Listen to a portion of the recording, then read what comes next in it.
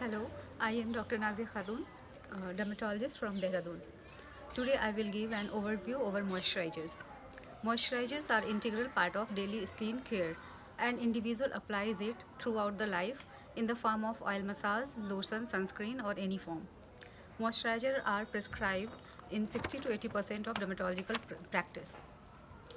With the changing lifestyle, use of air conditioning, frequent traveling, increased incidence of chronic diseases like diabetes mellitus, hypothyroidism, hypertension, and with the widespread use of food adulteration, there is increased demand of moisturizer day to day.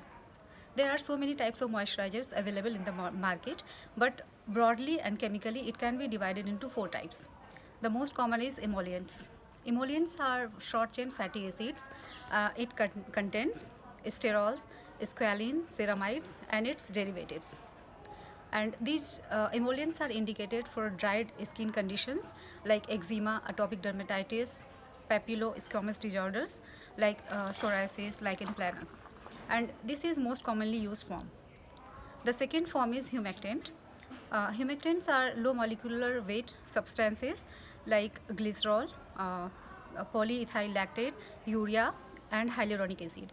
These has properties to absorb water from deep dermis as well as from the environment. And these are commonly used for dried ichthyotic conditions like ichthyosis and hyperkeratotic eczema. The third form of moisturizer is occlusive. Occlusive, these are bland moisturizers and derived from oils and waxes. Two commonly available forms are light liquid paraffin that is derived from fatty acid and white soft paraffin. These form an inert layer over our epidermis and reduces transepidermal water loss. And the fourth and newer form of moisturizer is protein rejuvenators. Small protein derivatives like collagen, elastic, and keratins are available in these formulations. Apart from providing moisturization, these also replenishes epidermal proteins. So these are used in cases of photoaging or other irritated skin conditions. So these are various forms of moisturizers, and these are available as cream, ointment, lotion or gel.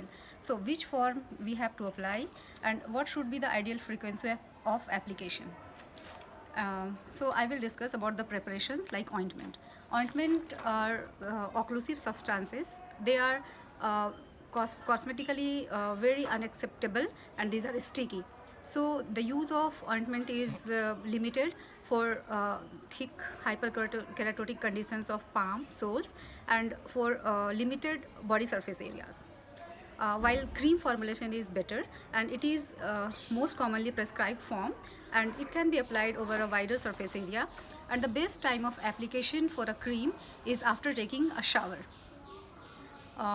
Sometimes silicone bases and talc are used in cream formulations to give cosmetic elegance. And another form is lotion. Lotion is thin form and lotion can be applied over a widespread body surface area. Lotion is acceptable for hairy surface also.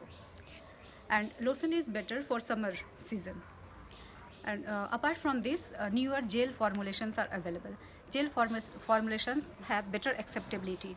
Nowadays, sunscreen are available in gel formulations. Gel are substances, when we apply it over our skin, it is absorbed very quickly without leaving any residue. So I have given an overview of the type of moisturizers, its preparations available, and as we all know, moisturizers have a role. It's a part of daily skincare routine.